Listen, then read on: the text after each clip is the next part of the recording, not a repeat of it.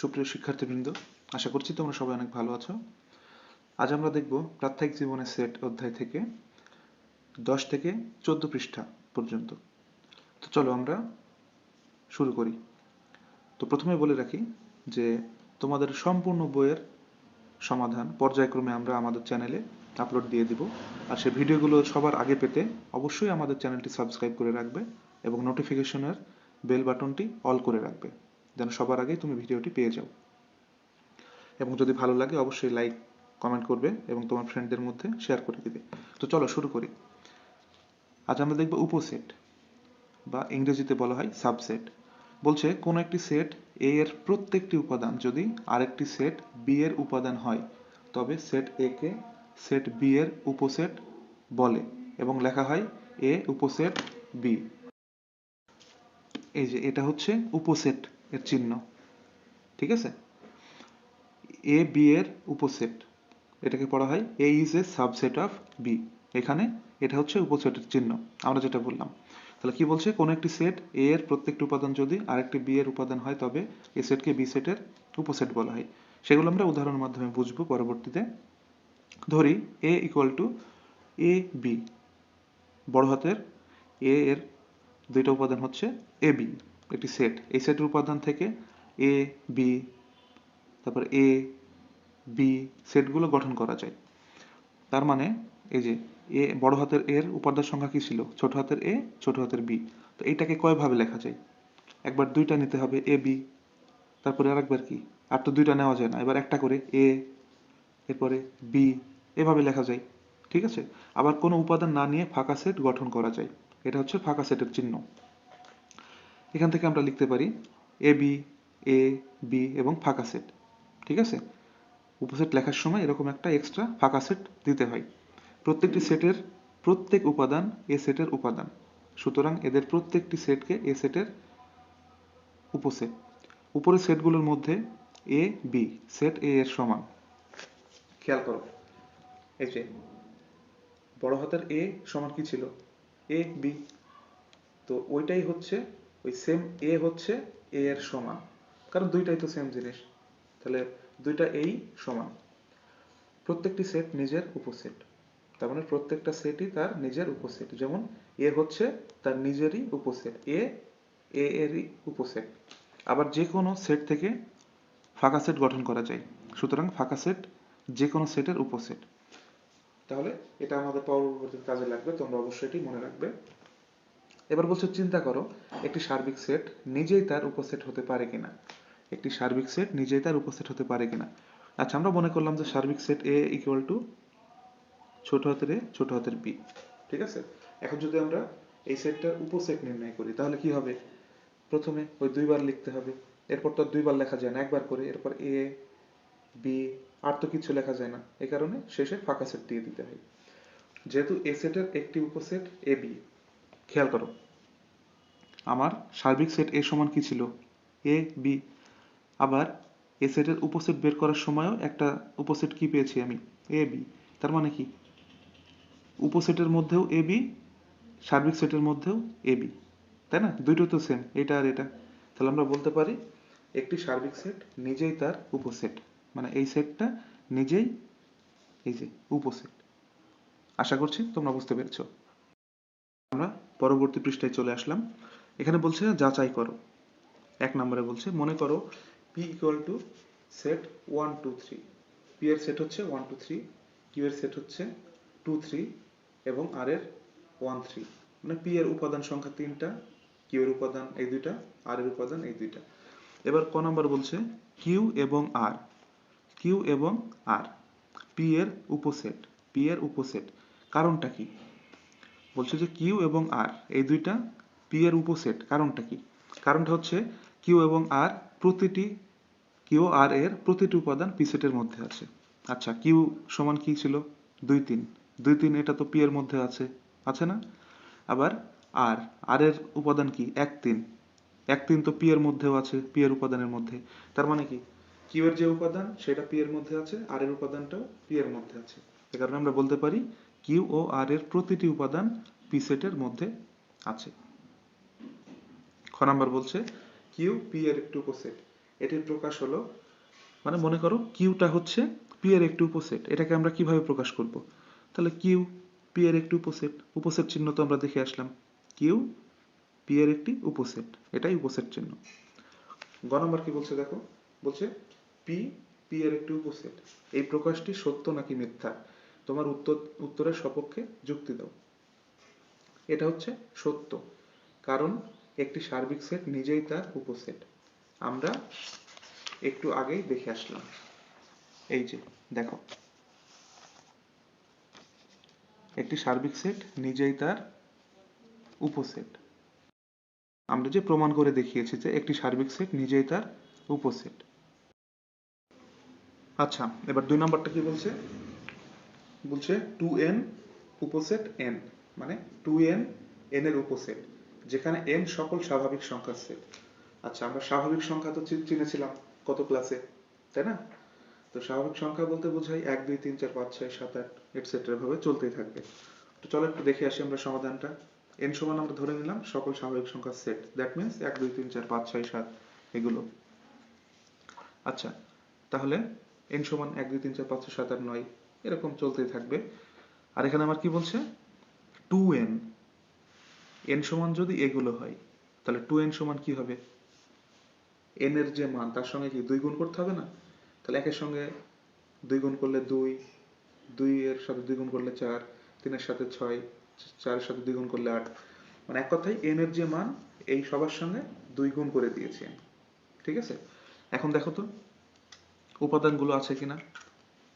এই যে n এর উপাদান 2, 2n এও 2, 4 4, 6 6, 8 8, 10, এখান থেকে আরো 10 পাবো আমি। ঠিক আছে, সো 2n এর উপাদানগুলো n এর মধ্যে বিদ্যমান।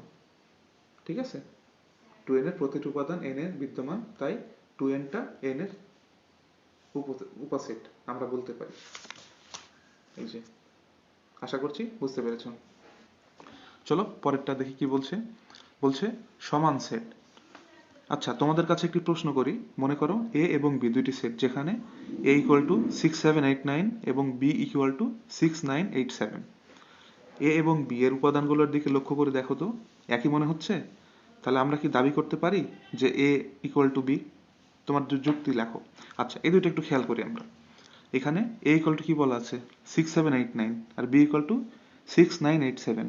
আচ্ছা, এটা তো এলোমেলো দেওয়া আছে, আমি যদি একটু সাজিয়ে লিখি তাহলে কি হবে, 6 7 8 9 লিখতে পারি না? একই তো ব্যাপার, কোনো প্রবলেম নাই, আমরা সাজিয়ে লিখতে পারি। তাহলে a equal two 6 7 8 9, b equal two 6 7 8 9, দুটোই তো সেম, তাই না? তাহলে আমরা কি বলতে পারি, যেহেতু a ও b সেটের উপাদানগুলো একই এবং উপাদান সংখ্যা সমান, এই যে 6 7 8 9 a, b এরও হচ্ছে 6 7 8 9 এবং দুইটার উপাদান সংখ্যাও সমান, এর উপাদান 4টা, b এর উপাদানও 4টা, তাহলে a ইকুয়াল টু b আমরা লিখতে পারি। আশা করছি বুঝতে পেরেছো। চলো এরপর কি বলছে দেখি, বলছে মাথা খাটাও, নিচের দাবিগুলো সত্য কিনা চিন্তা করে যুক্তিসহ বলো। বলছে a b এর উপসেট, a b এর উপসেট। আচ্ছা, এর মান কি দেওয়া ছিল একটু খেয়াল করি আমরা উপরে গিয়ে, এর মান হচ্ছে 6 7 8 9, b এর উপাদানও 6 7 8 9, দুইটাই না? তাহলে আমরা কি বলতে পারি বলো তো, a এবং b দুইটাই তো সমান, একই জিনিস, সমান সেট। তো এখানে বলছে যে a b এর উপসেট, এটা কি সত্য? আমরা বলবো অবশ্যই সত্য, কারণ b সেটের উপাদানগুলো নিয়ে a সেট গঠিত। b আর a দুইটার উপসেট তো সেমই, 6 7 8 9, তাই না? তাহলে b সেটের উপাদান নিয়ে a গঠিত, তাই এটা হচ্ছে b এর উপসেট। সেম ভাবে সেকেন্ডটা বলছে b সেট a সেটের উপাদান, এটাও সেম সত্য, কারণ a সেটের উপাদানগুলো নিয়ে b সেট গঠিত। আশা করছি বুঝতে পেরেছো। দুটি সেটের উপাদান সংখ্যা একই হলে তাদেরকে সমান সেট বলি। যদি a এবং b দুইটি সেট হয়, যেখানে a b এর উপাদান উপসেট এবং b a এর উপসেট, তাহলে a ও b দুইটি সমান সেট এবং a ইকুয়াল টু b লেখা যায়। তার মানে a এবং b এর মান যদি সমান হয় বা উপাদানগুলো সমান হয়, তাহলে এবং এদের উপসেট যদি সমান হয়, দুইটারই যদি উপসেট হয়, তাহলে আমরা a আর b এই দুটোকে সমান হিসাবে লিখতে পারি। ওকে, আচ্ছা এবার উদাহরণটা দেখে আসি একটু, চলো। আচ্ছা, উদাহরণ a ইকুয়াল টু 357 এবং b ইকুয়াল টু 537, দুইটি সমান সেট। দেখো একই জিনিস, 3 5 7 3 5 7। এখানে a ইকুয়াল টু b দাবি করা যাচ্ছে কারণ a b এর উপসেট, এটা হচ্ছে b এর উপসেট, ওকে, এবং বিটাও a এর উপসেট, বিটাও a এর উপসেট। এটা তো আমরা মেনে নিচ্ছি কারণ দুটোর উপাদানই সেম। আচ্ছা, এরপরের পৃষ্ঠায় কি বলছে দেখি। এখানে বলছে আবার a equal to 357, b equal to 5337 এবং c ইকুয়াল টু 77355 হলেও a b ও c সেট তিনটি সমান, অর্থাৎ a equal to b equal to c। আচ্ছা, এখানে একটা মজার বিষয় আছে, লক্ষ্য করে দেখো। a ইকুয়াল টু কত বলা আছে? 357, এখানে 5337। আচ্ছা, মূল জিনিসটা কি? 357 এটা আছে না? এখন একটা সেটের মধ্যে একটি সংখ্যা একাধিকবার থাকলেও তাকে একবারই কাউন্ট করা হয়, ওকে। তো এখানে 3 যেহেতু দুইবার আছে, আমি একবার কাউন্ট করলাম, 3 5 7 মিললো এটার সাথে। আবার এখানে খেয়াল করো সি সেটটা, এখানে 5 এবং 7 দুইবার করে রয়েছে, কিন্তু আমরা একবার করে কাউন্ট করব, তাহলে কি হয়? 3 5 7 মিলেছে, ওকে। তাহলে এ বি সি তিনটাই সমান, অর্থাৎ A equal to B equal to C. আশা করছি তোমরা বুঝতে পেরেছ। আচ্ছা, এর পরবর্তীতে কি বলছে একটু দেখি চলো। বলছে সেটের উপাদানগুলোর ক্রম বদলালে বা কোনো উপাদান পুনরাবৃত্তি করলে সেটের কোনো পরিবর্তন হয় না। এবার বলছে যাচাই করো, নিচে এ এবং বি সেটের বিভিন্ন উপাদান উল্লেখ করা আছে, যাচাই করে দেখাও কোন কোন জোড়াগুলো সমান সেট। কোন কোন জোড়াগুলো সমান আর কোনটা অসমান সেটা আমাদের দেখাতে হবে। আচ্ছা, প্রথমে কি বলছে? a ইকুয়াল টু 6789 এবং b ইকুয়াল টু 6987। আচ্ছা, এটাকে যদি আমরা সাজাই 6789 তাই হয়, তাহলে দুইটা কি সমান না? তাহলে আমরা কি লিখতে পারি? a equal to b। আচ্ছা, এরপরেরটা কি বলছে? a ইকুয়াল টু 4862 এবং b ইকুয়াল টু x, যেন x ধনাত্মক জোড় সংখ্যা এবং x is less than 10, তার মানে x টা হবে ধনাত্মক জোড় সংখ্যা এবং 10-এর চেয়ে ছোট হবে। আচ্ছা, 10-এর চেয়ে ছোট ধনাত্মক বা প্লাস যুক্ত জোড় সংখ্যা কত কত আছে? 2 4 6 8 10, তাই না? আমরা একটু দেখি গাণিতিক ভাবে। এই যে এখানে a সমান দেওয়া ছিল 4862 আর b সমান কি বলা আছে? ধনাত্মক জোড় সংখ্যা এবং 10-এর চেয়ে ছোট। তার মানে কি a ইকুয়াল টু 4862 আর b ইকুয়াল টু পেলাম কত? 2 4 6 8। এটাও 2 4 6 8 সাজিয়ে লিখলে লেখা যায়। তাহলে এর মানও যেটা, এর উপাদান যেগুলো, b এর উপাদানও সেইগুলো। তাহলে আমরা লিখতে পারি a ইকুয়াল টু b। 2 নাম্বারটাও হচ্ছে a ইকুয়াল টু b। আচ্ছা, এবার 3 নাম্বার কি বলছে? a ইকুয়াল টু -1 -2 এবং b ইকুয়াল টু x, যেন x square plus 3x plus 2 equal to 0 এর সমাধান। এটা আমরা গত ক্লাসে দেখেছি মিডল টার্ম করে, আজকে একটু দেখি। a সমান দেওয়া আছে -1 -2, ওকে। এবার b এর সমাধানটা আমরা একটু দেখি। আচ্ছা, a ইকুয়াল টু দেওয়া আছে -1 -2, b ইকুয়াল টু এটা। এবার একটা মিডল টার্ম করে দেখি, এটা শিখিয়েছি অলরেডি, তো আমি আজকে আর বলছি না, সহজে দেখাই দিলাম। তাহলে x plus 2 equal to 0, x plus 1 equal to 0। তাহলে x ইকুয়াল টু কত হয়?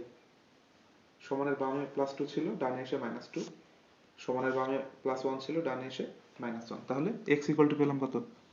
-1 -2। আর এটা কিসের উপাদান? b এর উপাদান না? এই যে -2 -1 এগুলো পেলাম, এগুলো হচ্ছে b এর উপাদান। তার মানে কি এর উপাদানও -1 -2, b এর উপাদানও -1 -2। তাহলে আমরা লিখতে পারি a ইকুয়াল টু b। তাহলে এখানে তিনটাই হচ্ছে a ইকুয়াল টু b। আশা করছি তোমরা খুব সহজেই বুঝতে পেরেছো। আচ্ছা, এখন দেখব প্রকৃত উপসেট বা প্রপার সাবসেট। প্রত্যেকটি সেট নিজেই নিজের উপসেট। ধরি এ একটি সেট, এ ব্যতীত এ এর অন্য যে কোনো উপসেটকে এ এর প্রকৃত উপসেট বা প্রপার সাবসেট বলে। এই যে এই চিহ্ন দ্বারা প্রকৃত উপসেট নির্দেশ করে। আচ্ছা, আমরা একটু আগে চিহ্ন দেখলাম না, এই যে এই চিহ্নটা, এটা হচ্ছে উপসেট, ঠিক আছে? এটা হচ্ছে উপসেট, মানে এই যে এই চিহ্নটার নিচে যদি একটা দাগ থাকে সেটা হচ্ছে উপসেট, আর যদি শুধু এই চিহ্নটা থাকে, এর নিচে কোনো দাগ না থাকে, তবে সেটাকে বলা হয় প্রকৃত উপসেট, ঠিক আছে? সুতরাং যদি বি এ এর একটি প্রকৃত উপসেট হয় তবে লেখা যায় বি উপসেট প্রকৃত উপসেট এ, অর্থাৎ বি এ এর কি উপসেট, কিন্তু বি আর এ সমান না। আচ্ছা, কোন সসীম সেট থেকে গঠিত প্রকৃত উপসেটের উপাদান সংখ্যা প্রদত্ত সেটের উপাদান সংখ্যা অপেক্ষা কম হবে। আমি সহজ একটু বলি বিষয়টা, যে নর্মালি যে উপসেট হবে, ঠিক আছে, নর্মালি যে উপসেট হবে প্রকৃত উপসেট তার চাইতে একটা হলেও কম হবে, একটা কম হবে, সেটা আমরা একটু পরেই দেখব। চলো আগে উদাহরণটা দেখে আসি। এখানে যদি তোমরা বুঝতে না পারো সমস্যা নেই, আমি পরে উদাহরণ দিয়ে সব বুঝাই দেবো ইনশাল্লাহ। আচ্ছা, বলছে ধরি a ইকুয়াল টু 3 4 5 6 এবং b ইকুয়াল টু 3 5, দুইটি সেট। এখানে বিটা হচ্ছে এর উপসেট, এটা তো আমরা দেখেছি অলরেডি, বি এর উপাদান 3 5, এটা এর মধ্যেও তো আছে, তাই না, এই যে 3 5, তার মানে কি বিটা হচ্ছে এ সেটের উপসেট, কিন্তু এ আর বি তো সমান না, কারণ এর উপাদান 4টা, বি এর উপাদান 2টা, ঠিক আছে, তাহলে বি এ সেটের একটি প্রকৃত উপসেট। আচ্ছা, প্রকৃত উপসেট হওয়ার শর্তটা একটু বলে নিই। প্রকৃত উপসেট হওয়ার শর্ত হচ্ছে দুইটা। একটা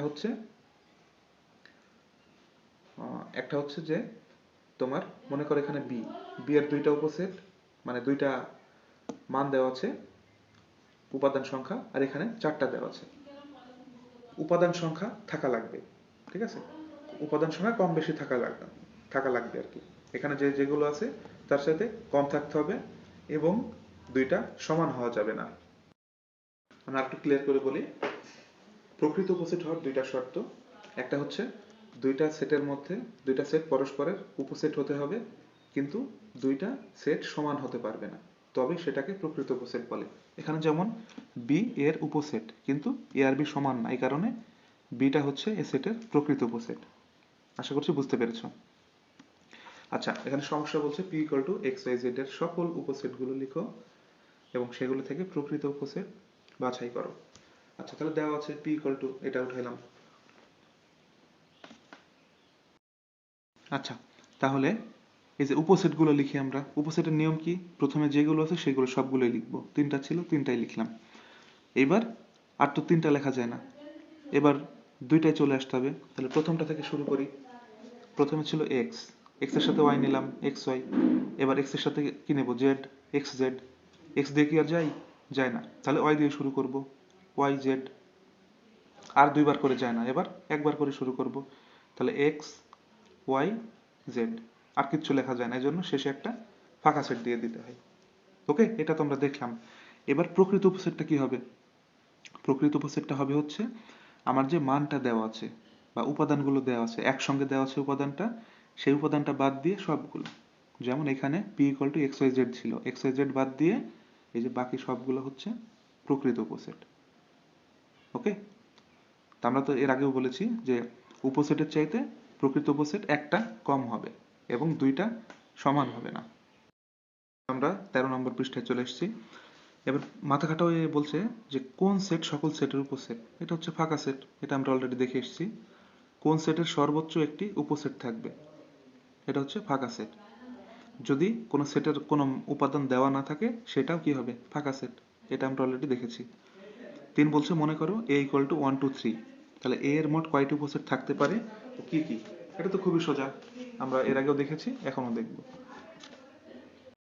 আচ্ছা, তাহলে a ইকুয়াল টু দেওয়া আছে কত, 1 2 3, তাহলে এর উপসেটগুলো কি লিখব, প্রথমে সবগুলোই লিখব, এরপর কি 1 থেকে শুরু করব, প্রথমটা থেকে 1 2 1 2, এরপর 1 দিয়ে কত লেখা যায়, 3, 1 3, 1 দিয়ে আর লেখা যায় না, এবার 2 এ যাব, 2 3, আর দুইবার লেখা যায় না, এবার একবার করে 1 2 3, এরপরে শেষে একটা ফাঁকা সেট। তাহলে টোটাল কয়টি হলো, 1 2 3 4 5 6 7 8, তাহলে a এর উপসেট হচ্ছে 8টি। আচ্ছা, এবার 4 নম্বর কি বলছে, সত্যতা যাচাই করো 2z z এর প্রকৃত উপসেট, যেখানে z সকল পূর্ণ সংখ্যার সেট। তাহলে এখানে কি বলছে, 2z টা z এর উপাদান প্রকৃত উপসেট হবে, আর যেখানে z টাকে আমরা কি ভাববো, সকল পূর্ণ সংখ্যার সেট।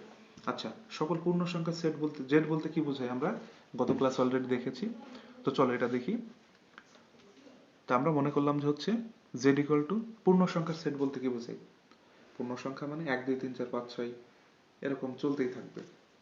বা পূর্ণ সংখ্যার অর্থ হচ্ছে কোনো ভগ্নাংশ হবে না বা দশমিক থাকবে না, ওকে? এরকম ধনাত্মক ঋণাত্মক সব মিলিয়েই হচ্ছে পূর্ণ সংখ্যা। তাহলে আমরা কিছু লিখলাম, -2 -1 -3 4 এরকম চলতেই থাকবে, এরকম 1 2 3 4 5 6 7 8 এরকম চলতেই থাকবে। জেড হচ্ছে এটা, আর আমাকে বলছে 2z। তাহলে 2z মানে কি? জেড এর যে মান তার সঙ্গে 2 গুণ, তাহলে প্রত্যেকটার সঙ্গে 2 গুণ করো। 0 আর 2 গুণ করলে 0, -1 এর সাথে 2 গুণ করলে -2, -2 এর সাথে 2 গুণ করলে -4, 3 এর সাথে 2 গুণ করলে -6। সেম ভাবে 1 এর সাথে 2 গুণ করলে 2, 2 এর সাথে গুণ করলে 4, 3 দুগুণে 6, 4 দুগুণে 8, 10 12 এরকম চলতেই থাকলো। এবার দেখো তো, এখানে 0 ছিল, এখানেও 0 আছে। 2 2, 6 6, 4 4 এরকম চলতেই থাকবে। -4 -4 -6 -6। তার মানে কি? 2z এর মধ্যে যা ছিল, z এর মধ্যে, এক কথায় z এর মধ্যে যা ছিল 2z এর মধ্যে সেটা আছে। তাহলে আমরা কি বলতে পারি? 2z টা হচ্ছে z এর উপসেট। কিন্তু z আর 2z দুইটার মান কিন্তু সবগুলো সমান না, ঠিক আছে? প্রত্যেকটা জিনিসই কিন্তু সমান না। আর আমাদের প্রকৃত উপসেট হওয়ার শর্ত কি ছিল? যে একটা আরেকটার উপসেট হবে, কিন্তু সমান হবে না দুইটা। তখনই আমরা কি বলতে পারি? প্রকৃত উপসেট। এই যে এইটা z এর উপসেট, কিন্তু দুইটা সমান না, দ্যাটস ওয়াই আমরা বলতে পারি 2z টা z এর প্রকৃত উপসেট। আশা করছি তোমরা বুঝতে পেরেছো। এবার কি বলছে? কোন সেটের উপাদান সংখ্যা n হলে ওই সেটের উপসেটের সংখ্যা 2n এবং প্রকৃত উপসেটের সংখ্যা 2n - 1। আচ্ছা, তারপরে এটা এর আগেও বলেছি যে উপসেটের সংখ্যা যা হবে প্রকৃত উপসেটের সংখ্যা তার চেয়ে 1 কম হবে। তো বলছে যদি উপাদান সংখ্যাকে n ধরা হয়, আমরা n এর মান 3 ধরলাম, ঠিক আছে? তাহলে উপসেটের সংখ্যা কি হবে? 2n। তাহলে 2n, n এর বদলে 3 বসালাম, 2 এর উপর 3 মানে 8, 2 কে কিউব করলে 8 হয়। এবার প্রকৃত উপসেট কি হবে? 2n থেকে 1 বিয়োগ হবে। তাহলে 2n, n এর মান আমরা 3 ধরেছি, ও থেকে 1 বিয়োগ করলাম, তাহলে 8 থেকে 1 বাদ দিলে 7। বুঝতে পেরেছো? আচ্ছা, এরপর কি বলছে চলো দেখি। বলছে মনে করো p equal to 1 2 3, q equal to 2 3 এবং r equal to 1 3। বলছে q এবং r কি p এর প্রকৃত উপসেট? তোমার উত্তরের সপক্ষে যুক্ত দেয়। আচ্ছা, একটু খেয়াল করে দেখো তো, q এর উপাদান 2 3 এটা p এর মধ্যে আছে, r এর উপাদান 1 3 এটাও p এর মধ্যে আছে, ঠিক না? তো আমরা একটু ব্যাখ্যা দেখি। আচ্ছা, আমরা তো দেখলাম q এবং r এর প্রত্যেকটি উপাদান p সেটে আছে, এটা তো দেখলাম আমরা এইমাত্র।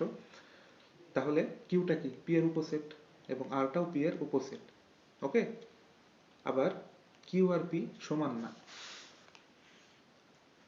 কিউ আর পি দুইটার মান কি সমান? সমান না। এবং পি আর আর এই দুইটাও সমান না, ওকে? তো যেহেতু এরা পি এবং কিউ এবং আর দুইজনই পি এর উপসেট, এবং পি আর কিউ সমান না, আবার পি আর আরও সমান না, তার মানে কি? কিউ এবং আর দুইটাই পি এর প্রকৃত উপসেট আমাদের শর্ত অনুযায়ী। শর্ত কি ছিল? যে উপসেট হতে হবে আর সমান হওয়া যাবে না, ওকে?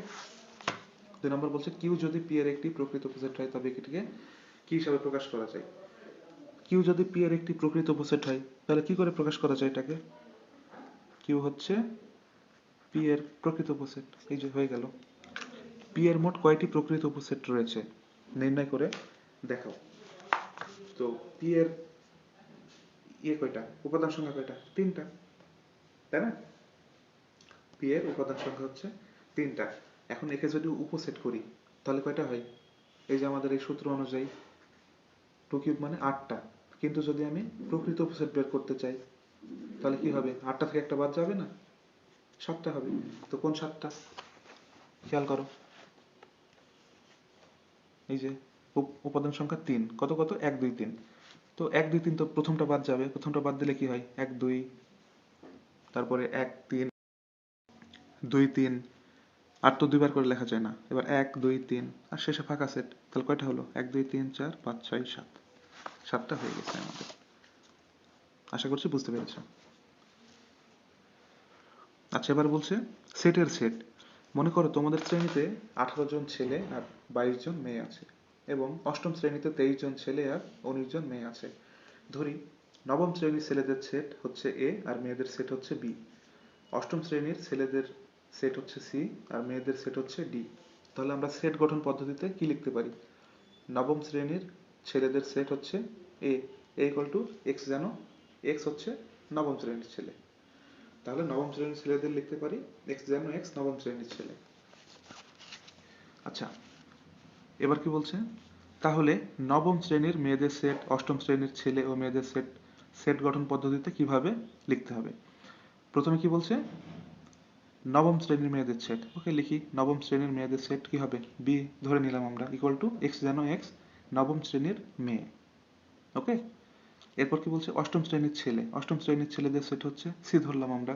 তাহলে কি হবে? এক্স, যেন এক্স অষ্টম শ্রেণীর ছেলে। আর শেষে বলছে ও মেয়েদের, মানে অষ্টম শ্রেণীর মেয়েদের set D equal to x, যেন এক্স অষ্টম শ্রেণীর মেয়ে। এটা খুবই সোজা, আমাদের এটা দেখিয়ে দিয়েছিল। এই যে এটা দেখিয়ে দিয়েছিল যে ছেলেদের সেট এরকম, তো আমরা ওইভাবে সবগুলো লিখে ফেললাম। আচ্ছা, এরপর কি বলছে একটু খেয়াল করি। এবার যদি নবম ও অষ্টম শ্রেণীর ছেলেদের ছেলে মেয়েদের সেটগুলো নিয়ে একটি সেট এক্স গঠন করা হয়, তাহলে আমরা কি লিখতে পারি? নবম ও অষ্টম। আচ্ছা, আমরা প্রথমে পেয়েছিলাম কত? নবম শ্রেণীর ছেলেদের সেট এ, নবম শ্রেণীর মেয়েদের সেট বি, অষ্টম শ্রেণীর ছেলেদের সেট সি, অষ্টম শ্রেণীর মেয়েদের সেট ডি। তাহলে কি সবাইকে যদি আমরা এক্স হিসাবে ধরি, সবগুলো নিয়ে যদি এক্স সেট গঠন করি, তাহলে কি হয়? এবিসিডি হবে না? তাহলে লিখতে পারি এক্স ইকুয়াল টু এবিসিডি। ওকে, এখানে এক্স কে সেটের সেট বলা হয়, কেননা এ বি সি ডি এর প্রত্যেকটা একটা সেট, সেটের বস হচ্ছে আবার এক্স, তাহলে এটাকে সেটের সেট বলা হয়। এক্ষেত্রে সেট এ সেট এক্স এর একটি উপাদান। এই যে এক্স মানে কি? সবাই। আর এর মধ্যে হচ্ছে বি, এ, সি, ডি, এগুলো হচ্ছে এক্স এর উপাদান সব। এই যে এ এক্স এর উপাদান, অর্থাৎ এ ইজ এলিমেন্ট অফ এক্স। উদাহরণ এক্স ইকুয়াল টু 0 1 1 2 3 0 1 3 একটি সেটের সেট। এক্ষেত্রে 0 1 ইজ এলিমেন্ট অফ এক্স, কিন্তু 0 is not element of x. বলছে এই সেটটাতে 0 1টা হচ্ছে এক্স এর উপাদান। অবশ্যই আমরা জানি এটা উপাদান, কারণ এক্স এর মানের মধ্যে 0 1 রয়েছে। কিন্তু শুধু 0, এখানে তো শুধু 0 কোনো নাই আলাদা, যে ওইটা এক্স এর উপাদান হবে, তাই না? সেটাই বলা হয়েছে। তো আজ এ পর্যন্তই। আশা করছি ভিডিওটি তোমাদের ভালো লেগেছে। ভালো লাগলে অবশ্যই লাইক কমেন্ট করবে, ফ্রেন্ডদের সঙ্গে শেয়ার করবে। তো আগামী দিন আমরা শক্তি সেট থেকে শুরু করবো ইনশাল্লাহ। আল্লাহ হাফেজ।